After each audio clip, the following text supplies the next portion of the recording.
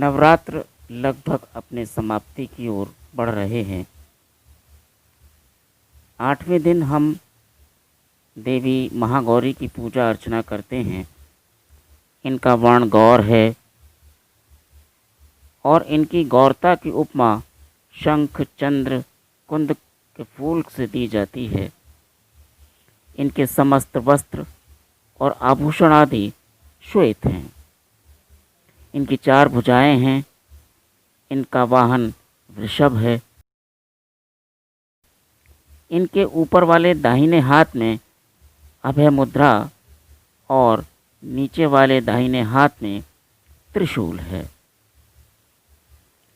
ऊपर वाले बाएं हाथ में डमरू और नीचे वाले बाएं हाथ में वर मुद्रा है।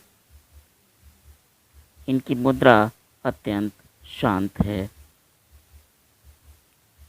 अपने पार्वती रूप में इन्होंने भगवान शिव को पति के रूप में प्राप्त करने के लिए अत्यंत कठोर तपस्या की थी। कठोर तपस्या के कारण इनका शरीर एकदम काला पड़ गया था और जब भगवान शिव इनकी तपस्या से प्रसन्न हुए, संतुष्ट हुए, तो उन्होंने इनके शरीर को गंगा जी के पवित्र जल से मल कर धोया। तब वह विद्युत प्रभा के समान अत्यंत कांतिमान गौर हो उठी। तभी से इनका नाम महागौरी पड़ गया। 8वें नवरात्रे को हम इन्हीं महागौरी की पूजा अर्चना करते हैं। इनकी शक्ति अमोघ है और साध्य फलदायी है।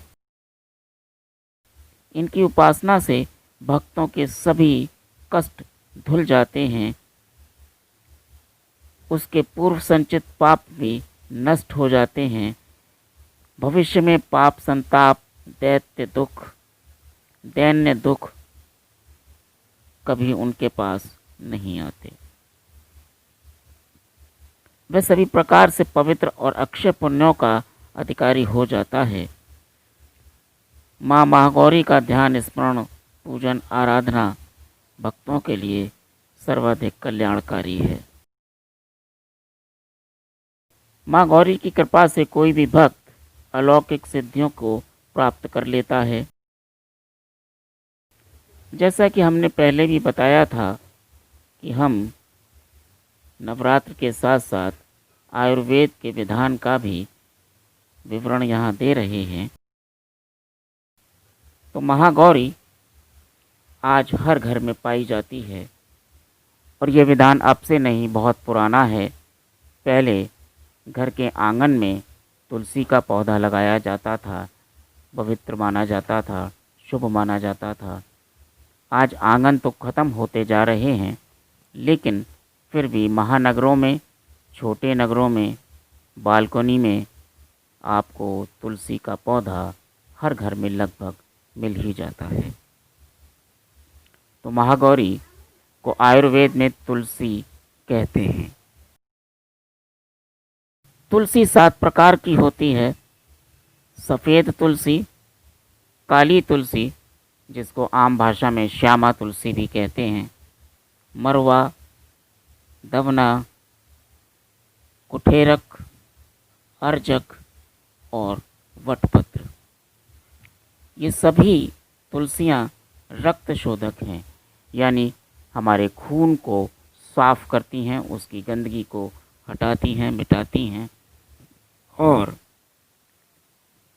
यह हृदय के रोगों का भी विनाश करती हैं। वनस्पति विज्ञान के अनुसार जिस घर में तुलसी का पौधा होता है, उस घर में तुलसी के आसपास का वातावरण एकदम स्वच्छ और साफ हो जाता है, क्योंकि जहाँ तुलसी पैदा होती हैं, जहाँ तुलसी लगाई जाती हैं, वहाँ मच्छर और छोटे छोटे हवा में तैरने वाले कीटाणु नज़र नहीं आते। तो तुलसी हमारे लिए अत्यंत लाभकारी है।